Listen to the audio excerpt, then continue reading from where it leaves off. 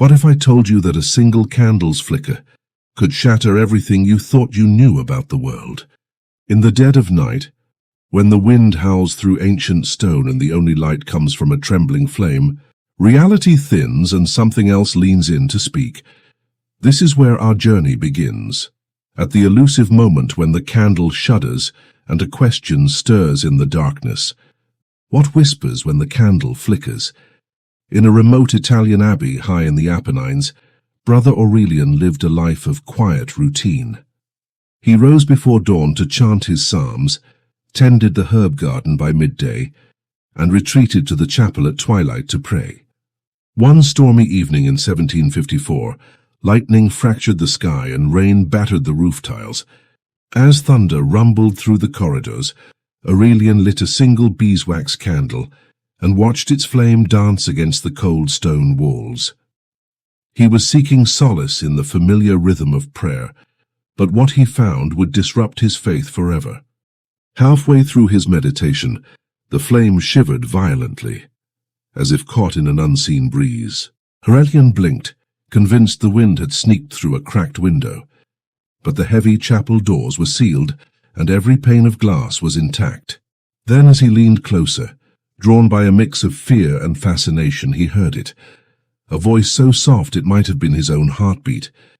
"Do not fear what you cannot see," it whispered. Each word carried on a current of cold air that brushed past his ear. It was the voice of his beloved mentor, Father Lucien, who had died 5 years earlier, under mysterious circumstances. Aurelian's breath froze in his throat. His world had cracked open in the space between flame and shadow. No historian has pinned down exactly what Father Lucien was trying to tell him, and the old monastery records remain maddeningly vague.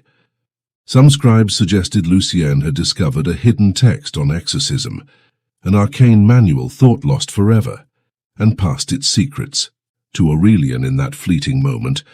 Others speculated that the whisper was a warning, an omen that forces beyond mortal comprehension were stirring in the abbey's long-forgotten crypts. Whatever the truth, Aurelian emerged from that chapel a changed man. He abandoned the quiet life of prayer for a solitary quest to learn the art of banishing spirits with nothing but his own hands. The legend of Brother Aurelian's transformation spread quietly among monasteries and scholarly circles, whispered from one candle-lit cell to the next. Some dismissed the story as myth, an eerie bedtime tale for pious recruits. Others, more daring, sought out the broken-down abbey, hoping to feel that same electrifying hush, to touch the threshold where the seen world collides with the unseen. But most found the place abandoned, rotting in silence, the chapel empty except for a single charred stub of candle that refused to extinguish. They claimed if you listened closely, you could still hear that whisper, urging you to step beyond the veil. What exactly lies in the darkness beyond that flicker? Is it a hidden lineage of power, passed hand to hand through centuries? A veil-thin junction where intention trumps ritual and courage outweighs any talisman? Or is it a labyrinth of deception, where the mind's deepest fears masquerade as voices from beyond? For every answer, there seems to be 10 more questions, each one leading you deeper into a territory where maps and logic hold no sway. As you sit there, perhaps with a candle of your own trembling in the hush, consider this your invitation. Trust the quiver of light, lean into the silence and prepare to discover the untold secrets that awaken when you learn to listen and to speak in the language of shadows. The path ahead will test your beliefs, challenge your courage, and demand more than simple faith. But remember, every whisper has its origin and every flicker its purpose. Soon we'll learn how to stand in that liminal space and turn a single breath, a single intention, into the most potent weapon of all, your own bare hands.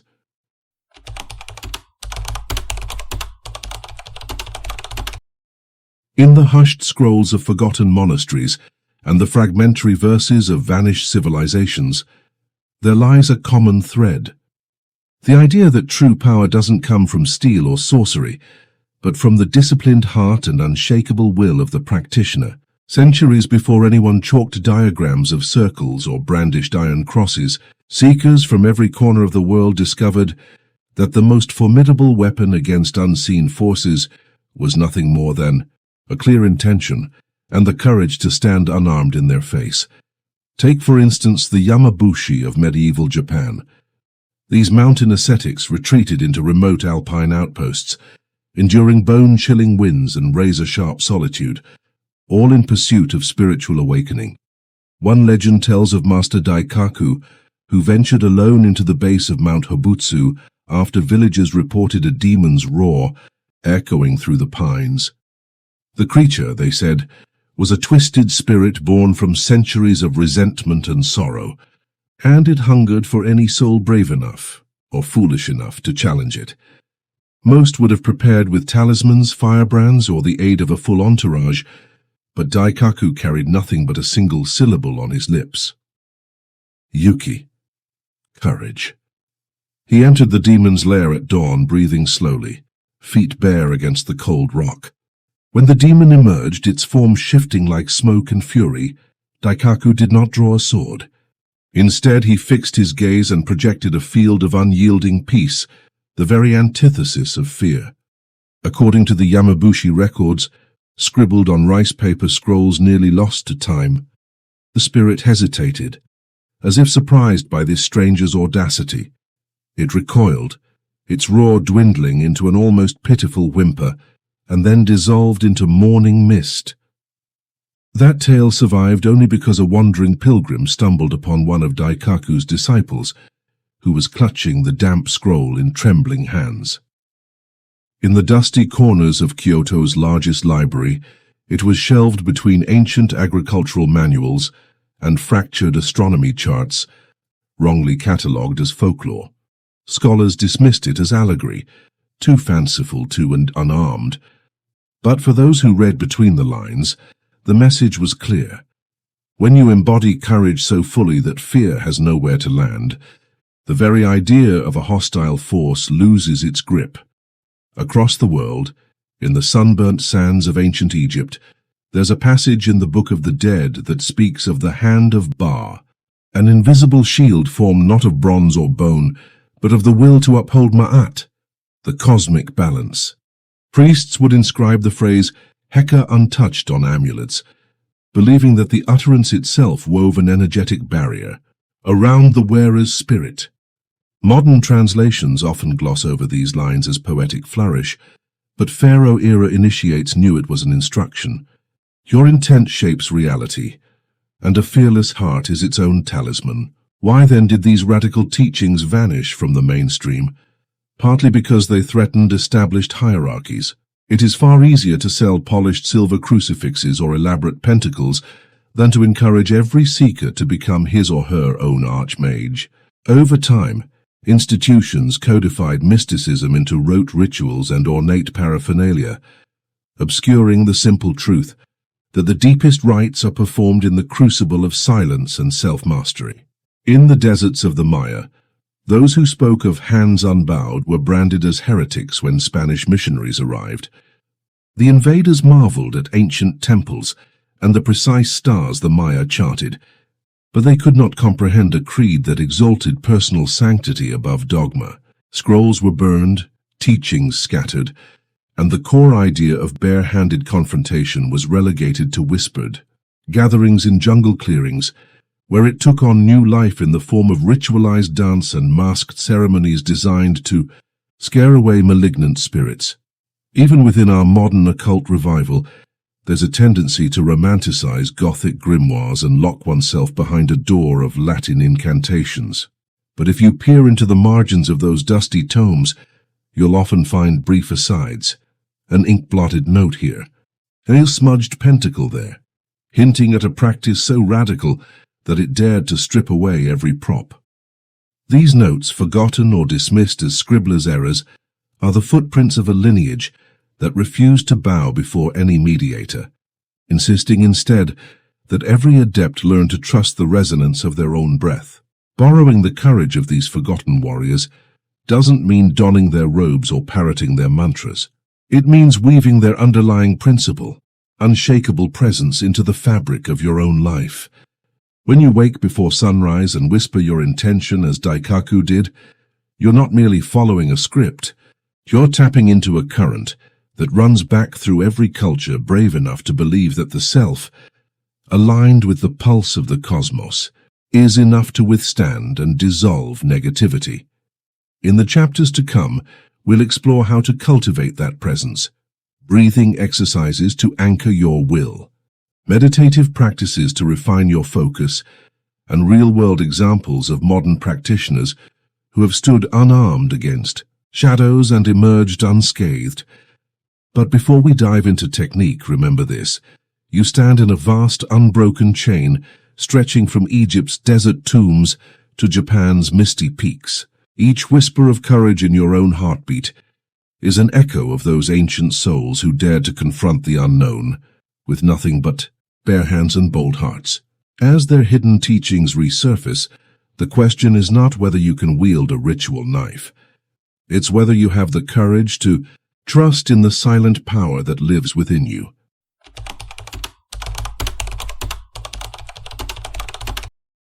What if the fiercest opponent you'll ever face can't be seen, touched, or measured by any conventional instrument? This is the paradox at the heart of barehanded exorcism. You're up against a force defined not by flesh and bone, but by disturbance and imbalance. To stand any chance, you must first learn to perceive what eludes the ordinary senses. Imagine walking into your own home, everywhere familiar, until your camera's night vision lens catches something odd. A sudden spike on the EMF reader, a chill that seeps into your bones, and then nothing. You rewind the footage. Again at precisely 2:17 a.m., your device registered a surge, and every clock in the room showed a frozen second. To most, it's a glitch, a faulty sensor, a trick of the camera. But to one determined homeowner, it was the first clue in a puzzle that would upend everything she thought she knew about her walls and windows. Her name was Maria, and she lived alone in a century-old Victorian house inherited from her grandmother. Neighbors whispered about the cold spots in the hall, but Maria chalked it up to poor insulation, until her hobby of filming late-night reading sessions turned into unexpected evidence. She saw cold drafts materialize on screen as waves of grey blotches, felt her breath catch in her throat, and recorded EMF levels that soared well beyond any natural background. The sensors pointed to a pattern: 3 distinct clusters in the living room, 2 in her bedroom. It was as if something had etched its signature into the very air. So what was she really detecting? In mystical traditions, these readings, cold spots, electromagnetic fluctuations, sudden silences, are more than atmospheric quirks. They're echoes of turmoil in an energetic field, ripples caused by disturbances in consciousness. Think of your personal energy like a calm pond. When you toss a pebble, a fearful thought, a traumatic echo, it sends concentric rings across the water's surface.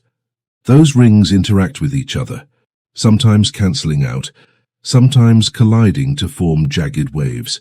A hostile spirit, angry memories, residual fear, they all generate pebbles in the pond, and the resulting ripples overlap to create hot spots and cold spots in your space. We call these disturbances the invisible enemy, but they're not monsters hiding under the bed. They're patterns of energy, fear, attachment, regret, that cling to places and people. To see them clearly, you need to learn 3 things: how to recognize the signs, how to map their patterns, and how to interpret their language. First, recognition. Maria's EMF meter was her modern oracle, but you don't need high-tech gear to catch the first hints. Pay attention to sudden chills that make no sense, to lights that flicker even when the bulb is new, to electronics that behave erratically. Notice emotional shifts, an inexplicable sadness in one corner of the room, or a knot of anxiety that tightens whenever you cross a certain threshold. These are your rudimentary radar. Treat them as invitations to investigate, not as coincidences. Once you've caught a whisper, the next step is mapping. Maria mapped her cold spots on a floor plan, marking each spike and breeze until the dots revealed a shape, a rough outline of a Presence clinging to the hearth. In mystical circles, this is called cartography of the unseen. It's as simple as sketching your space and noting where disturbances recur. Over days or weeks, a pattern emerges, perhaps a line of cold spots that trace an old family path through the house, or EMF surges that cluster near an heirloom clock. In that pattern lies the story of the energy that lingers. But mapping alone isn't enough. You must interpret. What does this pattern tell you about the nature of the force at hand? In Maria's case, the cold spots formed a semicircle around the living room hearth, a place her grandmother once used for family gatherings and ritual readings. The hearth is a symbol of warmth and gathering. When its energy field fractures, it hints at a rift in the family's emotional legacy, perhaps grief or regret unlived. Recognizing that helped Maria understand that she wasn't facing a malicious entity, but the unaddressed sorrow of her lineage. Here's another analogy. Imagine tuning a radio. When you're off frequency, you hear static and warbles. You turn the dial inch by inch until the music comes through clear. In the same way, your personal awareness is the tuning dial that fear, grief, unresolved anger. They all create static in your energetic field, drowning out the signal of clarity and balance. Barehanded exorcism at its core is about fine-tuning your inner frequency until the static falls silent and the underlying harmony shines through. But you don't shift the dial by wishing it. You do it by disciplined practice. You learn to steady your breath, to hold an unwavering intention, to anchor your awareness in the present moment. Each breath is like a tiny adjustment on the dial. Inhale balances the low hum of anxiety. Exhale smooths the high crackle of agitation. Over time, the static fades, and disturbances lose their power to distort your perception. Yet we're not at the end of the story. Recognizing, mapping, and interpreting give you intellectual clarity, but terror and doubt have a way of creeping back when the lights go out or the house falls silent. Remember Maria. Even after mapping her cold spots, she still felt a knot in her stomach every time she passed the hearth. The invisible enemy isn't driven away by a plan. It's dissolved by an unwavering presence. That brings us to the final, most elusive concept, resonance. In physics, resonance is when a small input at just the right frequency causes a system to oscillate with greater amplitude. Think of a singer shattering a glass with a perfect note. In mystical practice, you cultivate a resonant field of clarity and courage so potent that it overwhelms the dissonant patterns clinging to your space. When your inner vibration aligns with peace, any hostile frequency loses coherence. It dissolves like morning mist under the sun. But how do you cultivate resonance? This is where the technique meets the mystical. You return to the calm center of yourself, quieting the endless mental chatter, focusing on the steady pulse of life in your chest. You breathe slowly, deliberately, imagining each inhalation drawing in clarity and strength, each exhalation releasing tension and fear. As the practice deepens, your energy field becomes like a tuning fork struck by certainty. Nothing out of harmony can hold on to it. Maria's breakthrough came one night when she stood by the hearth with nothing but her breath and intention. Instead of cowering, she whispered, "I am light, you have no hold here." In that moment, the cold spots vanished, the EMF meter settled back to background levels, and the oppressive weight lifting felt like the first rays of dawn after a long night. She hadn't banished a spirit with words alone. She had rewired her own frequency until there was nowhere left for the disturbance to cling. Still, questions remain.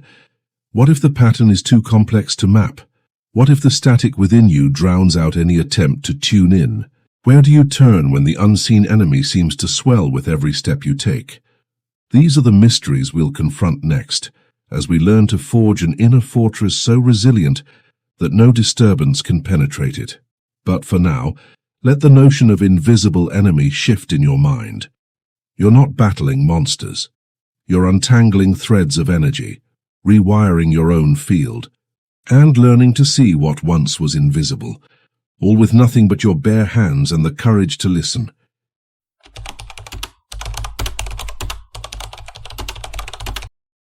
Forging an inner fortress isn't about walling yourself off from the world. It's about anchoring your spirit so deeply that no outside force can unsettle your foundation. In the realm of barehanded exorcism, this inner citadel is your greatest defense, the source of a power that neither talismans nor chance can replicate. But what does it truly mean to build such resilience within?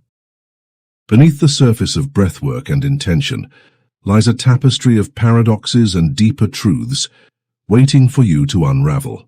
At the heart of many mystical traditions is the idea that light and darkness are inseparable.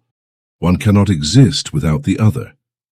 Think of the myth of Archangel Michael, whose armor of light is more than a poetic flourish.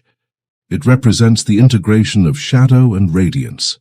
Michael's suit was said to be forged not in celestial forges, but in the quiet forge of the soul, where every fear he'd faced became a link in his chainmail. In the same way, our inner fortress is built from the very moments that tested us, each trial hammered into place by conscious reflection. When you awaken each morning and visualize that armor, not as a rigid shell but as a living aura of golden brilliance, you're reenacting a micro-ritual that translates myth into practice. You imagine light flowing through your veins, weaving around each cell, and projecting outward in a protective bubble. Over time, that visualization becomes a felt reality, a tangible layer of energetic coherence. Yet many seekers stumble at this point, mistaking the fortress for a barricade.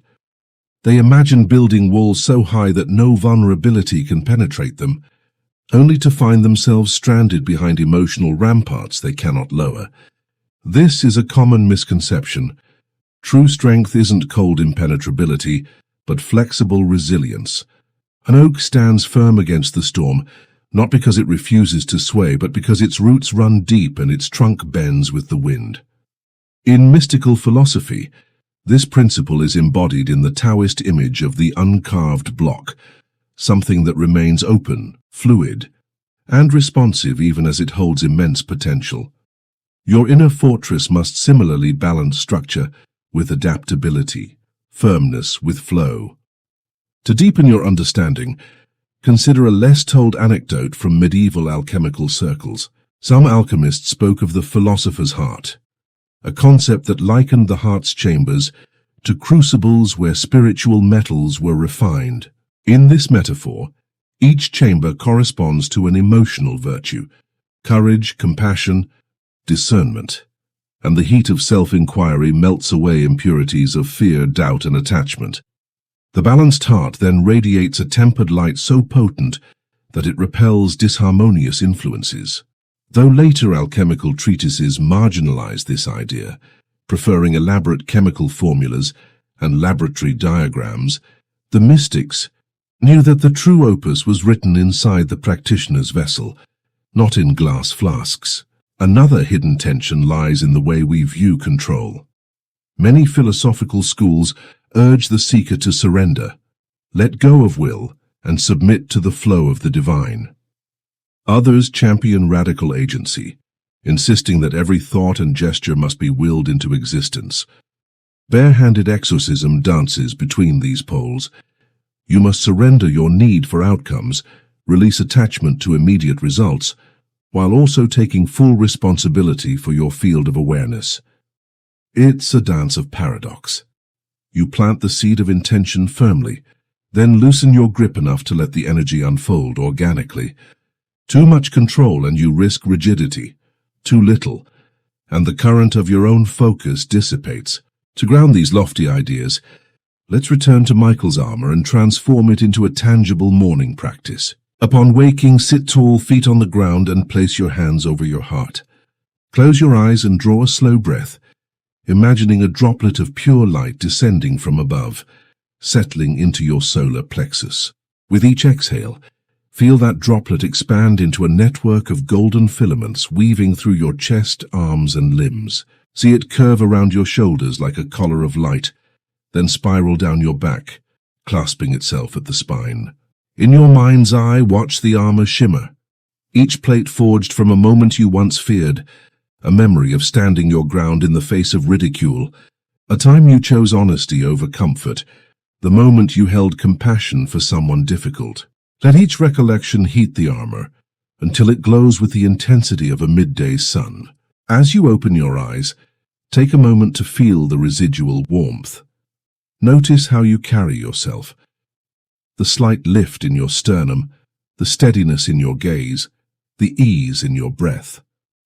This micro-ritual is deceptively simple, but its effects accumulate. Over days and weeks your aura thickens, not as a barrier, but as a living field that harmonizes with your inner integrity. You'll find that, in moments of stress or confrontation, you naturally return to that visualization, anchoring yourself before reacting. Beyond the myth and ritual, there are lesser-known metaphors that can strengthen your practice. Among traditional Kabbalists, there's an obscure reference to the veil of Chesed, a draping of mercy that surrounds the heart, when one practices radical empathy.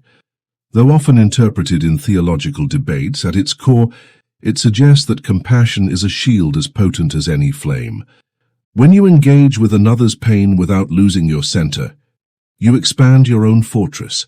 You learn that the boundary between self and other can be permeable, allowing kindness through while keeping psychic bleed-through at bay. And here's a fascinating tidbit. In certain indigenous Amazonian traditions, shamans use humming chants not merely to call spirits, but to spin their own biofield into a dense lattice of sound vibration.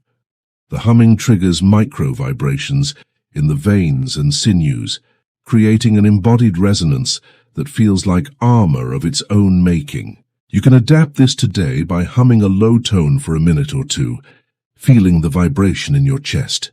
It's a simple exercise, but it demonstrates that your fortress isn't just in the mind, it's in the body's resonance too. As you pursue this path, remain vigilant against the allure of arrogance. A fortress can become a prison if you begin to believe it makes you invulnerable. The true test of your inner citadel is how you respond to vulnerability in yourself and others. Can you soften the walls to offer compassion? Can you let light pour through the gates to illuminate others who still wander in shadows? The deeper meaning of forging an inner fortress is not to isolate you from the world, but to equip you to be a beacon within it. In the next chapter, we'll step beyond preparation into direct encounter as we learn the precise hand motions and breath patterns that channel this inner resilience outward. But before you move forward, spend these next days tending to your armor of light, integrating paradox, and exploring the hidden chambers of your heart. Remember, every plate of your shield was hammered by experience, every link forged in reflection. Your fortress is unique, a living structure that reflects your journey.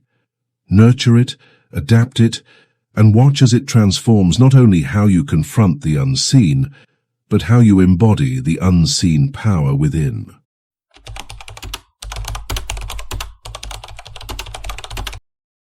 When Sarah first walked into Elena's Reiki studio, she carried every ounce of her fear in her posture.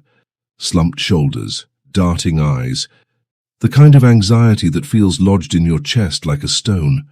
She believed her grandmother's old house was haunted, weighed down by something she couldn't name. Elena didn't reach for crystals or recite elaborate mantras. Instead, she asked Sarah to close her eyes and breathe.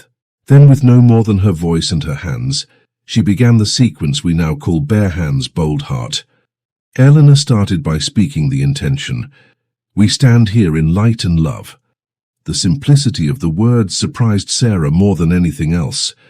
There was no ornate ritual, just a human connection, a shared declaration that cut through the tension like sunlight through fog. Sarah felt something shift, as though an invisible barrier yielded to the certainty in Elena's tone. Next came the shield gesture. Elena raised her palms, fingers spread, and drew an invisible arc in front of them both. She described it as weaving a field of peaceful energy, not to keep things out, but to create a space where nothing harmful could settle. Sarah later told Elena she wasn't sure what to expect, but when Elena moved her hands, she felt a vibration in the air, subtle, yet unmistakable. It was like an energetic hug that tightened around her, giving her the first real sense of safety she'd had in weeks. Finally, Elena turned her palms outward and spoke the release command. "By our intention, we release you. Depart in peace." In that moment, Sarah felt a literal wave of relief wash through her body. She described it as warmth flooding her lungs, the stone in her chest dissolving into air. The heaviness that had shadowed her for so long simply lifted, as if it had been nothing more than mist. What happened to Sarah wasn't magic in the theatrical sense. It was a recalibration of perception. When you declare your intention aloud, you anchor your mind away from fear and into purpose. When you weave a shield with your hands, you translate that intention into a felt reality, an energetic boundary you can literally sense. And when you issue the release command, you close the loop. Your words become directives that reshape the field around you. This sequence doesn't just clear haunted houses. It rewires how you relate to daily stresses. Imagine you're stuck in traffic and feel panic rise in your throat. Instead of sinking into frustration, you whisper, "I move through this with calm." You picture your palms tracing that protective arc around your heart. Instantly, you're not just reacting to honking horns. You're steering your attention back to your inner command center.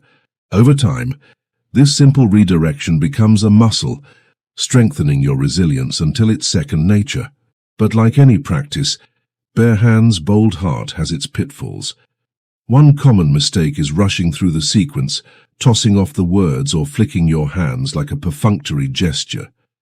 When you do that, you short-circuit the connection between mind and body, and the energy never gathers enough coherence to make a difference. Another trap is using the sequence as a one-time cure-all, only to be disappointed when old patterns resurface. True transformation comes from consistency, not grand gestures. There's also the danger of neglecting your own well-being. Barehanded Exorcism draws on your personal energy field, so if you're already depleted, skipping sleep, running on stress hormones, your intention will falter, and your shield will feel like tissue paper. Before any energetic work, ground yourself. Drink water, stretch your limbs, take a few cleansing breaths until you feel centered in your body. Afterward, treat yourself with the same kindness you offer others. Rest, nourishing meals, or a walk in nature. To integrate this wisdom seamlessly into your life, start small. Pick one situation each day where you habitually feel tension. Maybe a difficult email, a looming deadline, or a lingering worry. Before you respond, pause, place your hands over your heart and breathe. Speak your intention. I choose clarity over chaos. Weave your shield mentally or physically, then move forward. Notice how your attitude shifts, how your focus sharpens, how interactions unfold differently. Another way to deepen your practice is by keeping a simple journal.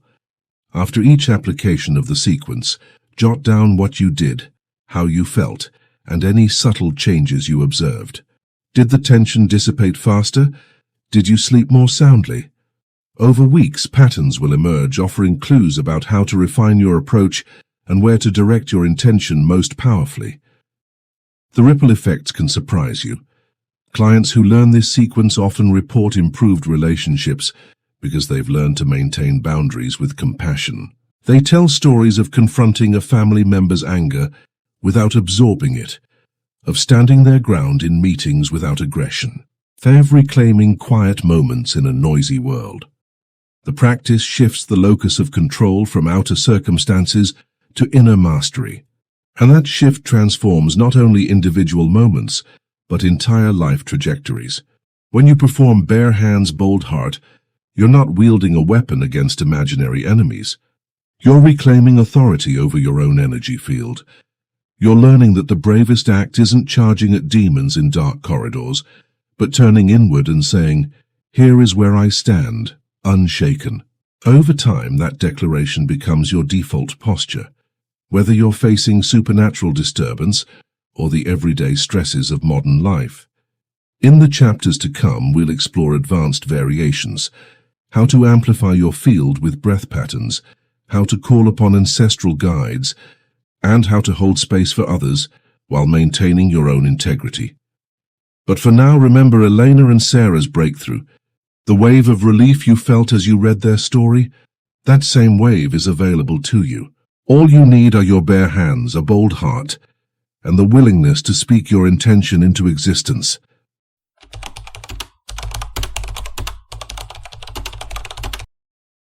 When the dust finally settles and the candles cool, what remains is not a room cleared of unseen forces, but a soul transformed by the courage to face what once terrified it.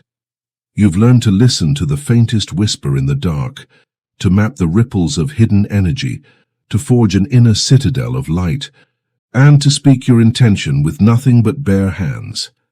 Now, at the end of this journey, you stand in a new relationship with your own power, one shaped by presence, clarity, and unwavering will. Consider the story of Alex, a software engineer on the brink of a career-defining interview. Alex had prepared bulletproof answers and polished his resume, yet in the hours before the meeting, he was overcome by paralyzing self-doubt. He felt the old familiar knot in his stomach, the same one that had tripped him up in every past opportunity. Desperate for composure, Alex turned to the bare hands, bold heart sequence. In his apartment's quiet corner, he spoke his intention. I move through this with confidence. He wove his mental shield, envisioning a halo of steady light around his chest, and then released his fear with a commanding, I let go of every doubt. When he walked into that conference room, something had shifted, not the questions he faced, but the lens through which he viewed them. He answered with calm authority, and hours later emerged with a job offer in hand. That kind of transformation happens because these practices don't merely rearrange external circumstances, they reshape the very architecture of your mind. When you habitually declare your purpose, your brain begins to retune its default settings. Neural pathways once dominated by worry give way to circuits wired for intention. Each time you weave your shield, you reinforce the habit of pausing, of creating space between stimulus and reaction. And every release command dissolves the sticky residue of old anxieties, freeing your attention to focus where it truly belongs. In practical terms, this means you stop being hostage to your autopilot. Instead of waking up to a flood of anxious thoughts, you choose the first phrase that meets your lips. Rather than tumbling into spirals of what if, you anchor your awareness in the here and now. And when past regrets or future fears creep in, you greet them like weary travelers at the gate, offer a kind word, then gently show them the path out. Over time, your life becomes less about evading shadows and more about walking confidently into light. Yet this journey is not without its paradoxes. Building an inner fortress doesn't isolate you from vulnerability. It deepens your connection to both yourself and others. True resilience flows from compassion for your own struggles, and for the struggles that haunt everyone you meet.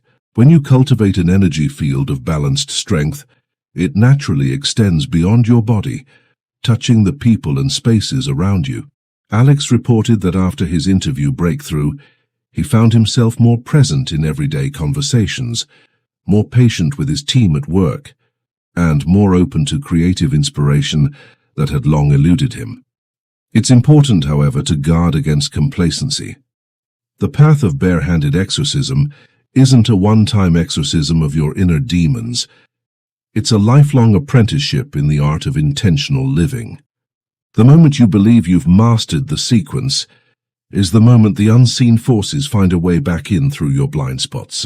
Stay curious, keep refining your practice, and continue exploring the hidden layers of your own consciousness. Journaling, mentoring, or joining a community of fellow seekers can provide fresh perspectives and hold you accountable to the standards you set for yourself. As you reflect on everything you've learned, from Brother Aurelian's whisper to the modern engineer's triumph, ask yourself, where will you direct your intention next? What pattern of energy in your life demands to be mapped? Which fear are you ready to release permanently? And how will you carry the armor of light into new arenas? Relationships, creative projects, maybe even public speaking or teaching others. Before we close the book on this guide, I invite you to share your own experiences. Have you tried the bare hands, bold heart sequence in your daily life? Did you notice shifts in your energy, your mood, or your outcomes? Leave a comment below and let us know which part of the process resonated most deeply. If you found value here, share this video with a friend who might need a reminder of their own hidden strength. And if you're hungry for more, explore the links in the description for advanced breathwork techniques, recommended reading on esoteric philosophy, and guided meditations to reinforce your practice. The real power of this work lies not in a dramatic exorcism, but in the quiet moments when you choose to stand firm in your own light, on the morning commute, in the pivotal meeting, or in the silent chambers of your own heart.